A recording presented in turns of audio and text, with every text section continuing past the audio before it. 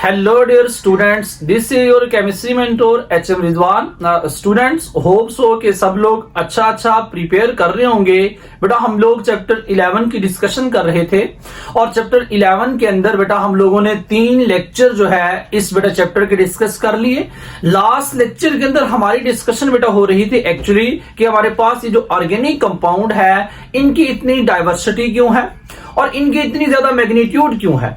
बेटा ये दो बातें हम लोग लास्ट लेक्चर के अंदर डिस्कस कर चुके हैं। अगर आपने लास्ट लेक्चर बेटा वॉच किया हो तो वहां पे हमने डिस्कस किया था कि there are 3 different reason for their chemical diversity and the magnitude of organic compound. Number 1 हमने बेटा एक प्रॉपर्टी डिस्कस की थी, that was coordination.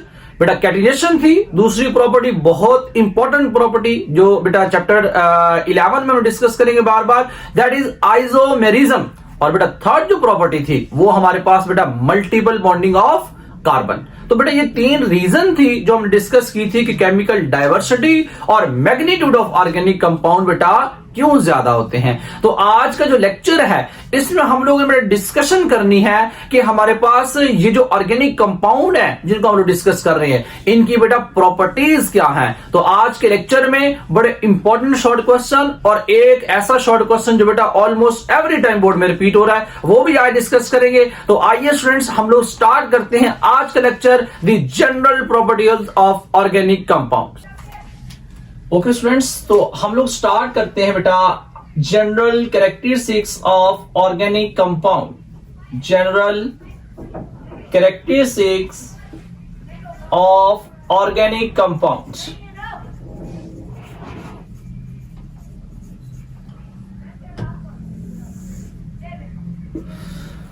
General characteristics of organic compounds की बात करें तो बेटा जनरल कैरेक्टरिस्टिक्स जो है ऑर्गेनिक कंपाउंड की, ये अगर आपको अभी समझ आ जाए तो बहुत सारी बातें आप लोगों को बेटा शॉर्ट क्वेश्चन और बहुत सारे एमसीक्यूज क्लियर हो जाएंगे।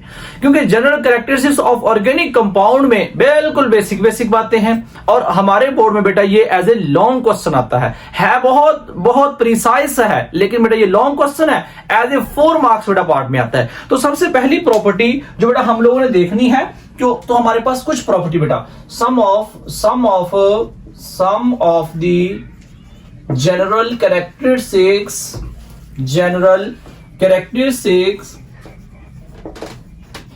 ऑफ ऑर्गेनिक कंपाउंड्स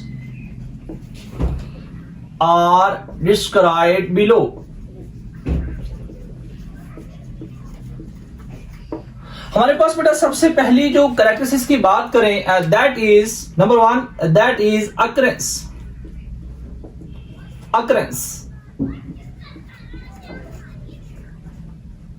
स्टूडेंट्स हमारे पास ये जो ऑर्गेनिक कंपाउंड है बेटा ये बिलीव किया जाता है कि ये जो ऑर्गेनिक कंपाउंड है जनरली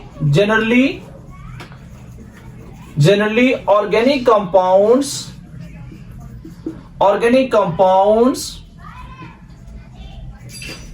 कम फ्रॉम, कहां से आते हैं, come from living organism.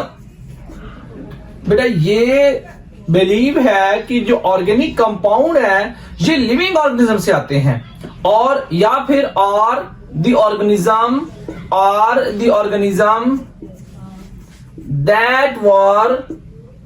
that were once alive,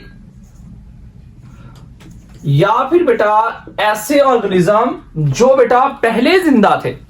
plants हो सकते हैं, एनिमल्स हो सकते हैं, माइक्रो ऑर्गेनिज्म हो सकते हैं जो बेटा पहले जिंदा थे लेकिन अब क्या हो गए, अब वो मर चुके हैं और अर्थ क्रस्ट के नीचे हैं। लेकिन बेटा वो ऑर्गेनिज्म भी हमारे पास क्या है, as a source of organic compound है। तो हमारे पास ये, अगर मैं लिविंग ऑर्गेनिज्म की बेटा बात करूं तो लिविंग ऑर्गेनिज्म जैसे हमारे पास बेटा लिविंग ऑर्गेनिज्म, तो लिविंग ऑर्गेनिज्म में जो बेटा ऑर्गेनिक कंपाउंड का सोर्स है तो सब लोगों को बेटा पता होना चाहिए। मेरे पास जैसे लिविंग ऑर्गेनिज्म में सबसे पहले प्लांट्स की बात करें तो बेटा प्लांट से हमें बहुत सारे कोवलेंट कंपाउंड बेटा मिलते हैं। जैसे प्लांट्स में बेटा ग्लूकोज कहां से मिलता है, बेटा प्लांट से मिलता है।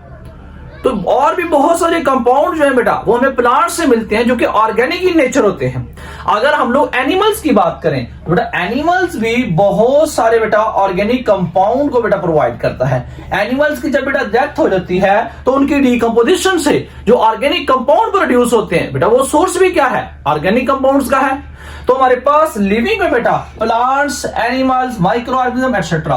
और अगर हम लोग बेटा बात करें कि जो वंस अलाइव, जो पहले बेटा जिंदा थे, अगर उनकी बात करें तो उनके लिए बेटा हम लोग स्पेशल एक नेम यूज करते हैं, वंस अलाइव ऑर्गेनिज्म। उनको बेटा हम लोग बोलते हैं फॉसिल्स। फॉसिल्स और उनके बेटा जो हम लोग जो टर्म यूज करते हैं ना फॉसिल फ्यूल्स, वो बेटा यहीं से है। वो जो फॉसिल फ्यूल्स हैं वो एक्चुअली हमारे पास बेटा ऑर्गेनिक कंपाउंड्स ही हैं। वो भी इंशाल्लाह हम लोगों ने डिस्कस करना है अपना क्लास 10th की केमिस्ट्री के अंदर ही। लेकिन अभी के लिए जस्ट इंट्रो में कि बेटा जो अकरेंस है वो बेटा क्या है, प्लांट से है, एनिमल से है और फॉसिल से है बेटा। दूसरी बेटा अगर हम लोग प्रॉपर्टी की बात करें कि हमारे पास सेकंड प्रॉपर्टी जो है, जो कैरेक्टरिस्टिक्स है बेटा जनरल ऑर्गेनिक कंपाउंड्स के जनरल कैरेक्टरिस्टिक्स जो है, that is nature of bonding. Nature of bonding, nature of bonding. Students nature of bonding की बात करें तो हमारे पास बेटा जो ऑर्गेनिक कंपाउंड्स होते हैं, ऑर्गेनिक कंपाउंड्स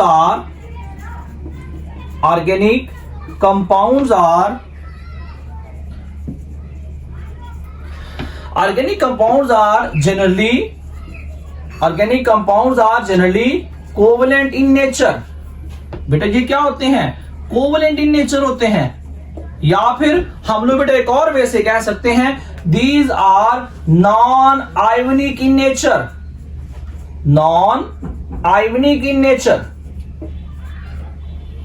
जी स्टूडेंट्स, ये आपने पढ़ा हो बेटा क्लास 9 की केमिस्ट्री चैप्टर नंबर 4 के अंदर आप लोग इस कंसेप्ट को पढ़े हैं कि हमारे पास बेटा covalent compound. Students covalent compounds का अगर आपको कंसेप्ट पता हो तो बेटा कोवेलेंट कंपाउंड ऐसे कंपाउंड्स को बोलते हैं जो हमारे पास बेटा म्यूचुअल शेयरिंग ऑफ इलेक्ट्रॉन से बेटा फॉर्म होते हैं, उनको कोवेलेंट कंपाउंड्स बोलते हैं। जैसे मैं आपको दिखाता बेटा, जैसे मेरे पास यहां पे ये कार्बन एटम है और इस कार्बन एटम बेटा इसकी जो वैलेंसी है वो 4 है, ये 4 बॉन्ड्स बना सकता है। तो देखिए मैंने इसके 4 हाइड्रोजन इसके साथ अटैच कर दिए। तो अगर आप लोगों को लास्ट से बेटा सेकंड लास्ट लेक्चर जो मैंने बताया था आपको, उसमें देखें तो एक कार्बन एटम है। तो जब एक कार्बन एटम हो तो हम लोग इसको बेटा क्या बोलते हैं, मेथ। और उसमें कार्बन में सिंगल बॉन्ड हो तो उसका सफिक्स था एन। तो बेटा ये क्या है, मीथेन। तो हमारे पास ये जो आपको बेटा ये जो बॉन्ड्स नजर आ रहे हैं चारों के चारों बेटा ये कोवेलेंट बॉन्ड है। उसकी रीजन क्या बेटा, ये जो हाइड्रोजन है एक वैलेंस इलेक्ट्रॉन बेटा इसका होता है और यहां पे दूसरा जो इसके साथ इलेक्ट्रॉन है बेटा वो कार्बन का है। तो ये जो बॉन्ड बन रहा है बेटा वो actually mutual sharing of electron से बन रहा है। तो बेटा जो bond, chemical bond that is formed by mutual sharing of electron is known as covalent bond. क्योंकि यहां पे एक इलेक्ट्रॉन पेयर शेयर हो रहा है, हम इसको बोलेंगे सिंगल कोवेलेंट बॉन्ड। अगर बेटा मेरे पास एक और एग्जांपल, जैसे जरा गौर से देखिए, यही कार्बन है बेटा, ये मेरे पास यही कार्बन, यहां पे बेटा मैंने H लगा दिया, यहां भी H लगा दिया, यहां भी H लगा दिया और इस तरफ मैंने क्या कर दिया, यहां पे बेटा मैंने OH लगा दिया।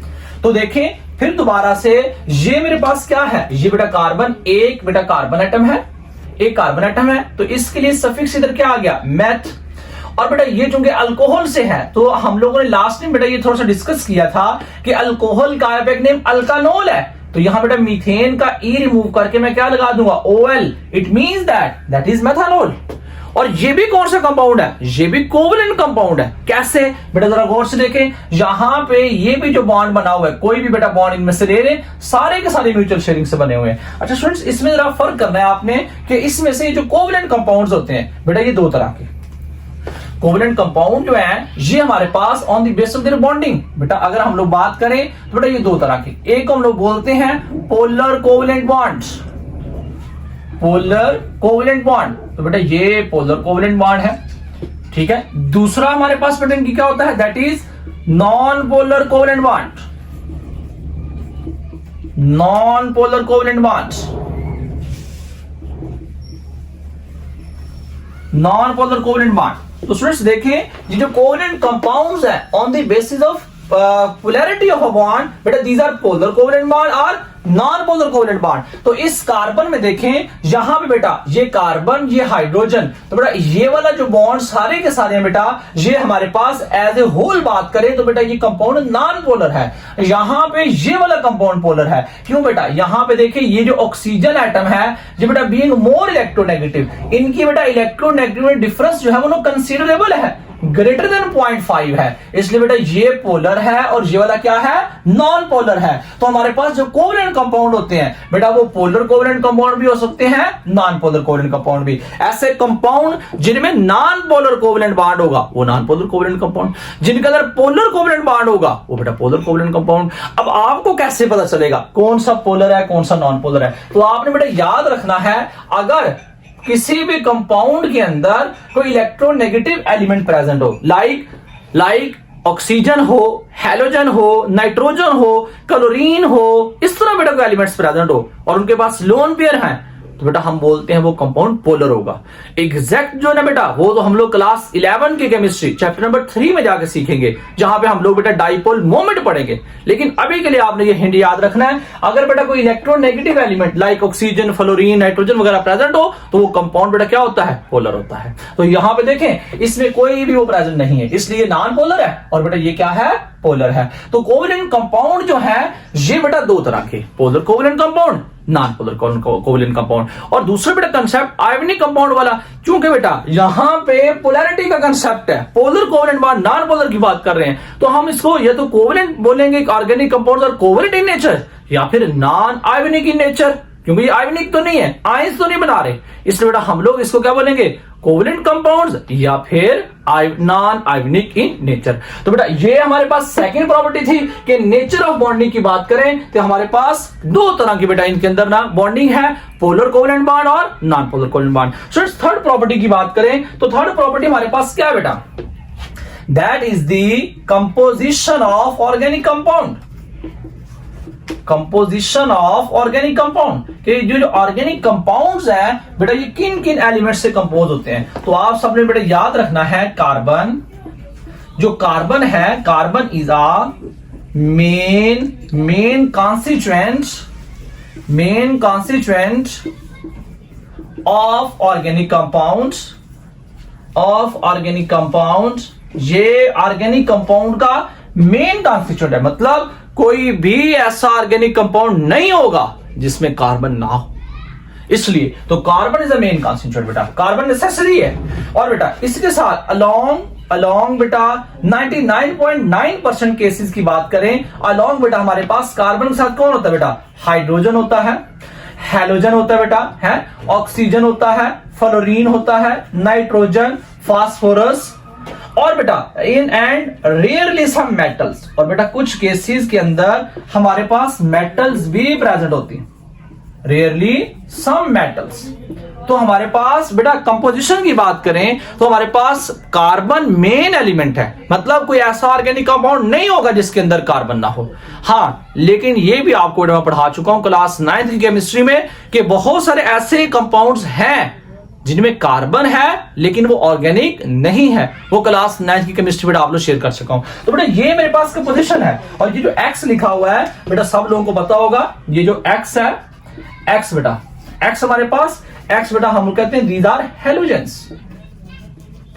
और क्लास 9 की केमिस्ट्री बेटा चैप्टर नंबर 3 में हैलोजेंस के बारे में आपको बेटा पढ़ाया था। तो हैलोजेंस हमारे पास कौन से बेटा? हैलोजेंस हमारे पास जैसे कि बेटा फ्लोरीन, क्लोरीन, ब्रोमीन, आयोडीन, इसके बाद बेटा एस्टाटीन, या फिर हम कहें कि नसरीन, शमीम है, वो सारे के सारे इसके अंदर बेटा प्रेजेंट हो गए। तो fluorine, chlorine, bromine, iodine, astatine, ये हमारे पास क्या है बेटा? सारे के सारे एलिमेंट्स प्रेजेंट होते हैं किसके अंदर बेटा? इन क्लासेस के अंदर। अब ये जो कंपाउंड्स हैं, ये जो कंपाउंड्स है बेटा, इसमें सारे के सारे कंपाउंड इन एलिमेंट के ऊपर फर्दर हम लोग डिस्कस करेंगे कि हमारे पास जो ऑर्गेनिक कंपाउंड है, अगर नाइट्रोजन आ जाए तो उस ऑर्गेनिक कंपाउंड को क्या बोलेंगे? है, अगर हैलोजन आ जाए उसको क्या बोलेंगे? ऑक्सीजन आ जाए उसको क्या बोलेंगे? फास्फोरस आ जाए उसको क्या बोलेंगे? तो इंशाल्लाह बेटा इसकी डिस्कशन हम लोगों ने फंक्शनल ग्रुप वाले टॉपिक में करनी है। तो स्टूडेंट्स ये हमारे पास इसकी कंपोजिशन है। तो बेटा नेक्स्ट जो प्रॉपर्टी है इंशाल्लाह उसको हम लोग स्टार्ट करते हैं। आप लोग सबसे पहले बेटा यहां तक इसको नोट डाउन कर लें, फिर बेटा हम लोग इसकी नेक्स्ट प्रॉपर्टी को स्टार्ट करते हैं।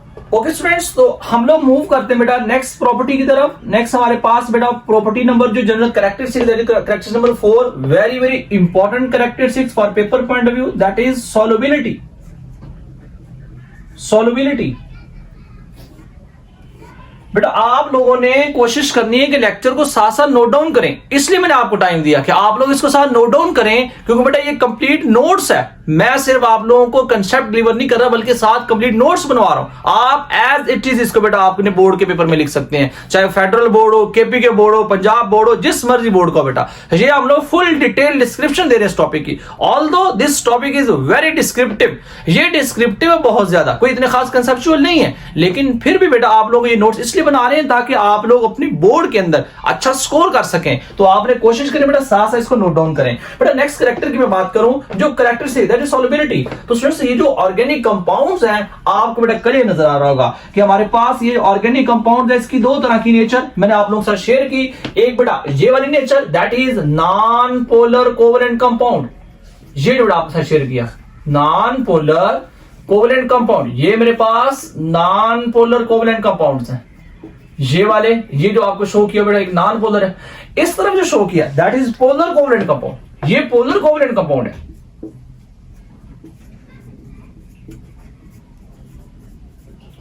ये स्टूडेंट्स पोलर कोवेलेंट कंपाउंड है, पोलर कोवेलेंट कंपाउंड। तो हमारे पास बेटा ये दोनों तरह के कंपाउंड, इसलिए हम लोग कहेंगे कि ऑर्गेनिक कंपाउंड्स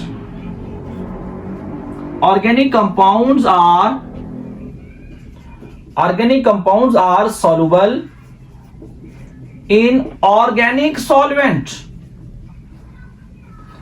ऑर्गेनिक कंपाउंड जो है वो बेटा ऑर्गेनिक सॉल्वेंट्स के अंदर क्या है, सॉल्युबल है।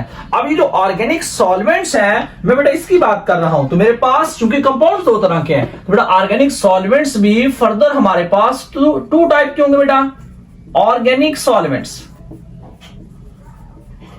कुछ बेटा ऐसे जो कि पोलर ऑर्गेनिक सॉल्वेंट है, पोलर ऑर्गेनिक सॉल्वेंट।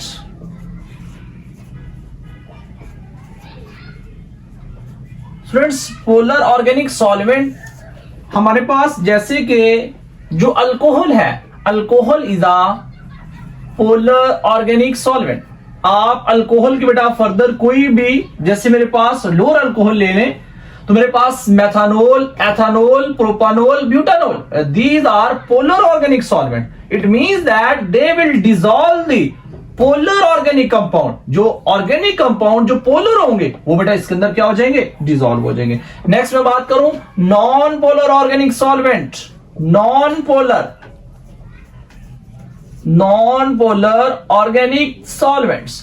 तो हमारे पास बेटा नॉन पोलर ऑर्गेनिक सॉल्वेंट्स जैसे कि ईथर बेटा, ईथर हम लोग पढ़ेंगे।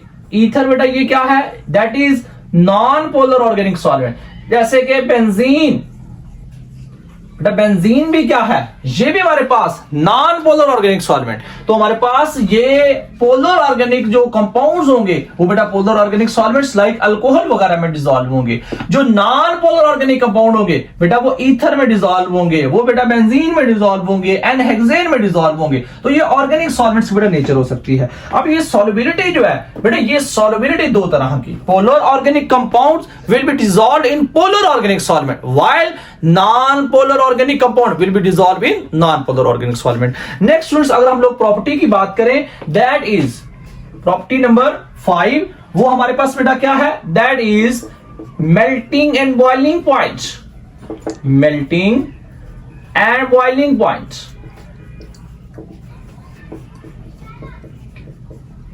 Melting and boiling points. तो students melting and boiling point की बात करें तो ये जो ऑर्गेनिक कंपाउंड्स होते हैं बेटा, ऑर्गेनिक कंपाउंड्स है, organic compounds have low melting and boiling point. Low melting and boiling point, इनके बेटा लो मेल्टिंग और बॉइलिंग पॉइंट होते हैं। Low melting and boiling points बेटा इनके मेल्टिंग और बॉइलिंग पॉइंट्स लो होने के रीजन क्या है? Because of their covalent linkage. इनके अंदर बेटा जो लिंकेज होता है वो कोवलेंट लिंकेज है। कोवलेंट लिंकेज होने की वजह से बेटा ये जो कंपाउंड्स हैं इनके बेटा मेल्टिंग और बॉइलिंग पॉइंट लो होते हैं। इसलिए स्टूडेंट्स हम लोग ये जो ऑर्गेनिक कंपाउंड्स होते हैं हम लोग बोलते हैं these are volatile in nature.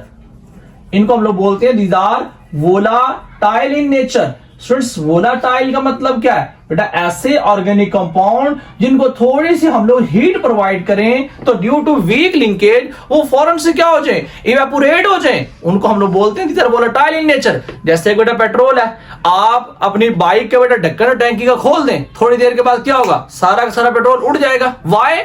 Because of covalent linkage. It means that these type of liquids are volatile in nature. Oil है बेटा, ऑयल का भी इसी तरह होता है कि उसके अंदर भी वीक लिंकेज है। लेकिन बेटा अगर हम लोग और लिक्विड्स की बात करें तो कुछ में लिंकेज स्ट्रांग होगा, तो बेटा उनकी वोलेटिलिटी कम होगी। तो बेटा लेकिन ऑर्गेनिक कंपाउंड जनरल क्या होते हैं? ये वोलेटाइल इन नेचर होते हैं। उसकी रीजन बेटा आपने याद रखनी है, due to the covalent linkage. और ये क्वेश्चन आप लोगों से पूछा जा सकता है कि why they compound have low melting and boiling point. तो स्टूडेंट्स आइए अब हम लोग मूव करते हैं इस चैप्टर की सबसे इंपॉर्टेंट प्रॉपर्टी, और बेटा ये क्या है? That is homology. Students next हमारे पास the 6 characteristics that is very important characteristics of organic compounds for paper point of view as well as for the study of organic compound, that is homology। बेटा हम लोगों ने इस characteristics को understand करना है, that is homology. या फिर बेटा हम लोग इसको सीरीज की बेस पे बोले homologous series. Homologous series. Now, what is homologous series? सबसे पहले हम इसको डिफाइन करते हैं, a series of related organic compounds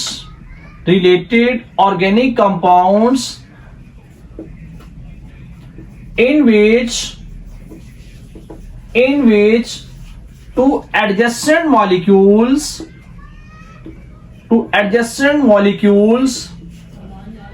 are differ from each other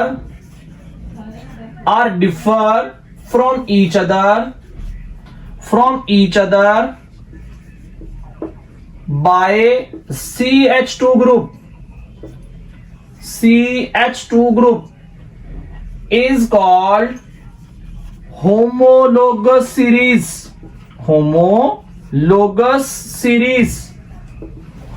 And the compounds are known as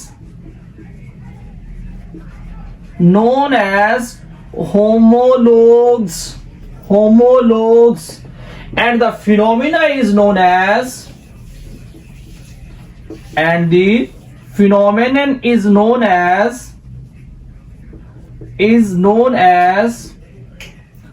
homology।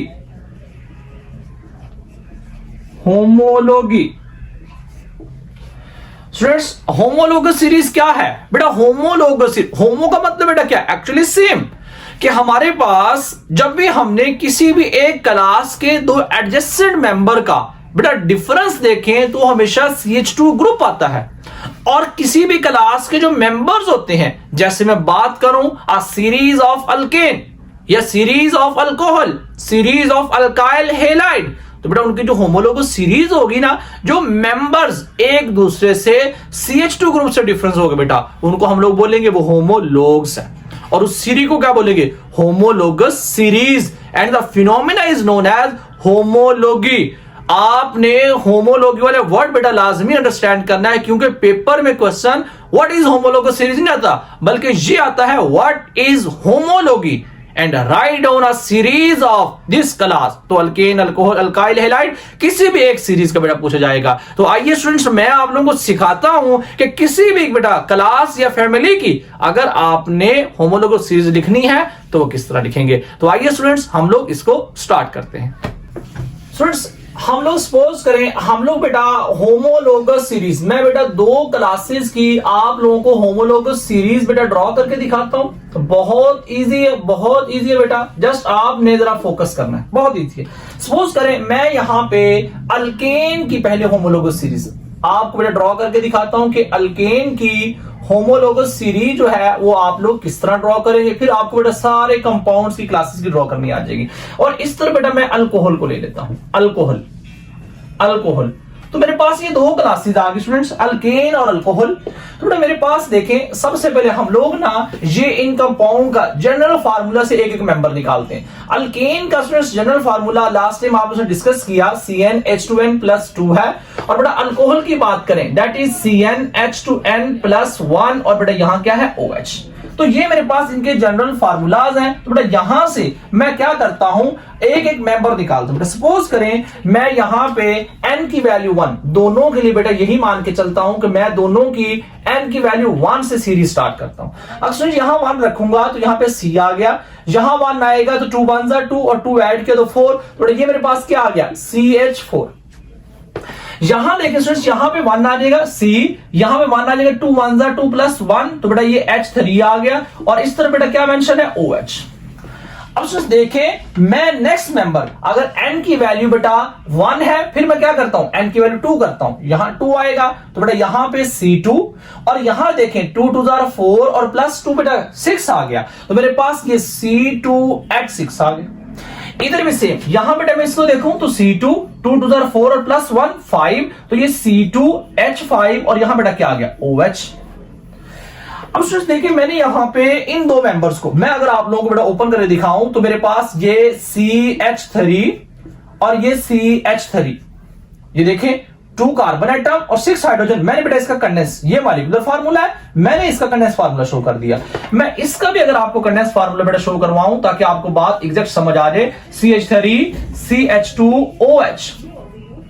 अब स्टूडेंट्स देखें, मेरे पास ये इस क्लास के बेटा दोनों सेकंड मेंबर है। अगर आपने बेटा नॉमेनक्लेचर थोड़ा सा अंडरस्टैंड किया हो, बेटा 2 कार्बन है, रूट नेम 2 हो तो एथ बोलते हैं। अल्केन का सफिक्स एन है तो इसलिए इसका नेम इथेन हो गया। इसमें देखें हमारे पास बेटा यहां पे CH3 CH2 2 कार्बन है, इथेन, इथेन का ई रिमूव किया, OL लगा दिया, दैट इज एथानोल। अब स्टूडेंट्स देखें, इस डेफिनेशन को जरा फोकस करें कि एक ऐसी सीरीज ऑफ ऑर्गेनिक कंपाउंड जो बेटा एक दूसरे से डिफर है, सिर्फ किससे बेटा CH2 से। इसका क्या मतलब हुआ, इसका मतलब अगर मेरे पास ये इथेन है, मैं CH2 ग्रुप ऐड करूं तो मेरे पास नेक्स्ट मेंबर आना चाहिए। अगर मेरे पास प्रोपेन है, मैं उसके अंदर CH2 ऐड करूं मेरे पास नेक्स्ट मेंबर आना चाहिए। मेरे पास पेंटेन है, मेरे पास हेक्सेन है, मेरे पास हेप्टेन है, ये सारी की सारी सीरीज बेटा इस CH2 ग्रुप की बेस पे है। आइए मैं आपको करके दिखाता हूं। मेरे पास ये इथेन है, मैं इसके एडजेसेंट मेंबर की बात करूं, ये बेटा 2 कार्बन वाला, तो एडजेसेंट वाला बेटा 3 कार्बन वाला होगा। तो मैं यहां पे क्या करता हूं, जस्ट इसके मिड के अंदर उस CH2 को ऐड करता हूं। तो देखिए यहां पे ये CH3, यहां बेटा क्या आ गया CH2 और ये CH3। तो फ्रेंड्स ये जो CH2 मैंने ऐड किया है, इसकी वजह से क्या हुआ, इस क्लास का नेक्स्ट मेंबर बन गया। मैं नेक्स्ट में एक और CH2 ऐड करता हूं तो बेटा मेरे पास देखें नेक्स्ट मेंबर बन जाएगा CH2 CH2 CH3, मैंने एक और ऐड कर दिया। मैं इसके अंदर एक और ऐड करता हूं तो मेरे पास इसकी क्लास का नेक्स्ट मेंबर बन जाएगा CH2 CH2 CH2 और CH3। तो इसका नेम क्या है बेटा, 2 carbon ethane, 3 carbon propane, 4 carbon butane, 5 carbon pentane.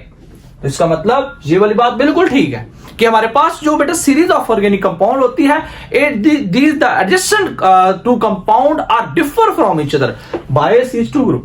Same अगर स्टूडेंट्स मैं इसको देखूं, मेरे पास इस वक्त ये एथेनॉल है 2 कार्बन वाला, अगर बेटा इसके अंदर मैं एक और CH2 ग्रुप ऐड कर दूं तो देखें यहां पे ये 3 कार्बन वाला बन गया, दैट इज प्रोपानोल। अगर मैं नेक्स्ट मेंबर बनाना चाहता हूं, मैं इसके अंदर एक और CH2 को ऐड कर देता हूं, CH2 CH2OH। ये क्या बन गया, दैट इज ब्यूटानोल। एक और CH2 ऐड कर दूं, दैट विल बी पेंटानोल। तो बेटा हमें ये पता चल गया कि हमारे पास चाहे अल्कोहल हो चाहे अल्केन हो, कोई भी हो, उसका बेटा जब मैंने नेक्स्ट मेंबर बनाना है तो जस्ट CH2 को ऐड कर देना है। तो इसका मतलब होमोलोगस सीरीज में सिर्फ और सिर्फ अगर बेटा मैं CH2 ऐड करता जाऊं तो मेरे पास नई क्लास, उस क्लास का नया मेंबर बनता जाएगा जो कि एडजेसेंट होगा। अब बेटा ये होमोलोग्स हैं, ये जो कंपाउंड्स हैं इनको होमोलोग्स बोलेंगे, ये जो सीरीज है इनको होमोलोगस सीरीज बोलेंगे, और ये जो फिनोमिना है उसको हम लोग होमोलोगी बोलेंगे। ये बेटा आप लोगों ने, अच्छा इसमें ये जो होमोलोगस सीरीज है, आपको बेटा अगर क्वेश्चन आ जाए why there is a need of homologous series, homologous series का फायदा क्या है? होमोलोग्स की अगर आपसे पूछ लिया जाए, मैं पूछूं what is the characteristics of homologous series, कि होमोलोगस सीरीज की क्या कैरेक्टरिस्टिक्स है, मतलब जो होमोलोग्स हैं जैसे मेथानोल, एथानोल, प्रोपानोल, ब्यूटानोल, अगर मैं कहूं कि इनका सबका जनरल फार्मूला क्या है, सेम है। अगर मैं कहूं इन सब की केमिकल प्रॉपर्टीज क्या है, सेम है। और फिर इन सब की जो फिजिकल प्रॉपर्टीज है वो ग्रेजुअली चेंज होती है। मतलब जैसे जरा गौर से देखें, यहां पे ये मेथानोल, ये मीथेन है, ये इथेन है, ये प्रोपेन है, ये ब्यूटेन है और ये पेंटेन है। अच्छा ये methane, ethane, propane, butane, these are gases. जब पेंटेन की बारी आई वो लिक्विड। फिर बेटा मैं इस एन पेंटेन जो लिखा हुआ है यहां से लेके बेटा मैं C17 तक हेप्टाडिकेन तक जाता हूं, सारे लिक्विड्स हैं। लेकिन जैसे हेप्टाडिकेन से ऑनवर्ड मूव करता हूं सॉलिड है। It means that the homologues have their physical change in a gradual way, मतलब सीक्वेंस में चेंज होगा। तो बेटा ये भी आप लोगों ने याद रखना है, होमोलोगस जो कंपाउंड्स हैं उनके बेटा क्या इसमें कैरेक्टरिस्टिक्स है, ये भी आप लोगों से क्वेश्चन पूछा सकता है। और सिर्फ लास्ट जो प्रॉपर्टी है इसके अंदर बेटा हमने डिस्कस करनी, दैट इज रिएक्शन रेट। बेटा रिएक्शन रेट की बात करें तो आप सब लोगों ने बेटा याद रखना है रिएक्शन रेट। बेटा रिएक्शन रेट की बात करें तो हमारे पास ये जो कंपाउंड्स हैं, क्योंकि ये ऑर्गेनिक कंपाउंड्स हैं और इनके बेटा ऑर्गेनिक कंपाउंड्स के अंदर कोवेलेंट लिंकेज है, और स्टूडेंट्स कोवेलेंट लिंकेज होने की वजह से इनके स्लो रेट ऑफ रिएक्शन है बेटा, स्लो रेट ऑफ रिएक्शन। मतलब इन कंपाउंड को बेटा जब हमने स्टडी किया तो इनका रेट ऑफ रिएक्शन बेटा स्लो था। अब स्टूडेंट्स हमें कैसे पता चलेगा कि इन कंपाउंड का रेट ऑफ रिएक्शन स्लो है? तो मैं आपको बेटा छोटा सा एक्सपेरिमेंट बताता हूं, आप लोग अपने घर में करके इस बात को प्रूव कर सकते हैं कि जो ऑर्गेनिक कंपाउंड्स हैं इनके अंदर कोवेलेंट लिंकेज है, तो कोवेलेंट लिंकेज का रेट ऑफ रिएक्शन स्लो क्यों होता है? आप बेटा एक छोटा सा काम करें, 2 गिलास ले लें बेटा, उनके अंदर हाफ गिलास वाटर लें और उसके अंदर आप 2 टीस्पून ना बेटा शुगर के डाल दें एक के अंदर, और दूसरे के अंदर बेटा आप लोग सॉल्ट के डाल दें। तो दोनों को आपने जब साइमल्टेनियसली ऐड करना है ना, तो उसके बाद आपने बेटा अपना ना वॉच स्टॉप वॉच ओपन कर लेनी है बेटा। तो आप देखेंगे कि सबसे पहले वो जो बेटा सॉल्ट वाला ना का आपने ऐड किया था ना, वो बेटा डिसॉल्व हो जाएगा और शुगर डिसॉल्व लेट होगी, उसका रेट ऑफ रिएक्शन स्लो होगा। क्यों बेटा? जो कि वो शुगर है उसके अंदर कोवेलेंट लिंकेज है, और जिन कंपाउंड्स के अंदर कोवेलेंट लिंकेज होता है उनके बेटा रेट ऑफ रिएक्शन स्लो होता है। जिन कंपाउंड्स के अंदर आयोनिक लिंकेज होता है उनका बेटा रेट ऑफ रिएक्शन फास्ट होता है। तो आप लोगों ने याद रखना है कि कोवेलेंट कंपाउंड्स के बेटा स्लो रेट ऑफ रिएक्शन होते हैं। और आप सब लोगों ने बेटा ट्राई करनी इस एक्सपेरिमेंट को, और फिर आपने मुझे कमेंट्स में बताना है कि आपने इस एक्सपेरिमेंट को कनेक्ट किया था और आपको सेम रिजल्ट मिला है कि नहीं मिला। अब बेटा लास्ट प्रॉपर्टी बेटा जो इसके हम लोग डिस्कस करेंगे और उसके बाद हमारा ये लेक्चर बेटा एंड हो जाएगा, दैट इज आइसोमेरिज्म। आइसोमेरिज्म बेटा आइसोमेरिज्म वाली प्रॉपर्टी हमने डिस्कस करनी है, लेकिन आइसोमेरिज्म वाली प्रॉपर्टी मैंने आपको नहीं करवानी। क्यों नहीं करवानी? क्योंकि बेटा लास्ट लेक्चर आप लोग देखें बेटा, जो इस चैप्टर का सेकंड लेक्चर था, मैंने बहुत डिटेल के अंदर बेटा आइसोमेरिज्म को एक्सप्लेन किया। What is isomer, what is isomerism. अगर आप लोगों को स्टूडेंट्स याद हो तो हमने कहा था the compounds that have same molecular formula but the arrangement of atoms is different in a compound, these compounds are called isomer to each other and the phenomena is known as isomerism।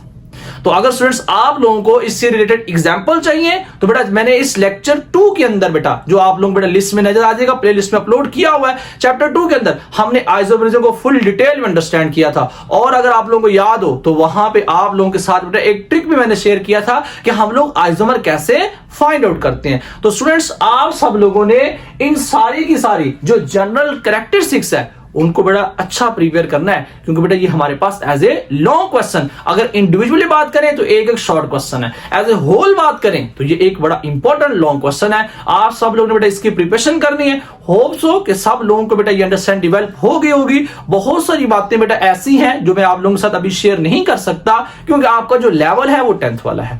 जब इंशाल्लाह हम लोग second year में जाएंगे, इन चीजों को हम लोग इतनी डिटेल से पढ़ेंगे। जैसे अभी ये होमोलॉग्स की बात की, फिर होमोलॉग्स की कैरेक्टरिस्टिक्स बेटा फुल डिटेल में पढ़ेंगे कि इनकी केमिकल प्रॉपर्टी सेम क्यों होती है, उसके रीजन है। जैसे मैं मेथनॉल, एथेनॉल, प्रोपेनॉल, ब्यूटानॉल की बात करूं तो इन सब की केमिकल कैरेक्टरिस्टिक्स सेम होने की रीजन क्या है, ये बेटा हम लोग वहां पे फुल डिटेल में पढ़ेंगे। अभी आपको थोड़ा सा हिंट बता देता हूं बेटा, इसकी वजह से आप लोग चेक करें, आपको हर कंपाउंड के अंदर ये बेटा OH नजर आ रहा है, and this OH is known as functional group. बेटा ये फंक्शनल ग्रुप सेम है, तो इसका मतलब क्या हुआ, केमिकल प्रॉपर्टीज फंक्शनल ग्रुप पे डिपेंड करती है। इस चीज को इंशाल्लाह हम लोग बेटा क्लास 12 में डिस्कस करेंगे। होप सो स्टूडेंट्स आप सब लोगों को लेक्चर समझ आया होगा बेटा। फिर भी अगर किसी भी स्टूडेंट को कोई प्रॉब्लम हो तो हमें बेटा कमेंट सेक्शन में बताएं, इंशाल्लाह हम आपको रिप्लाई करेंगे। Students, bundle of thanks students, Allah Hafiz.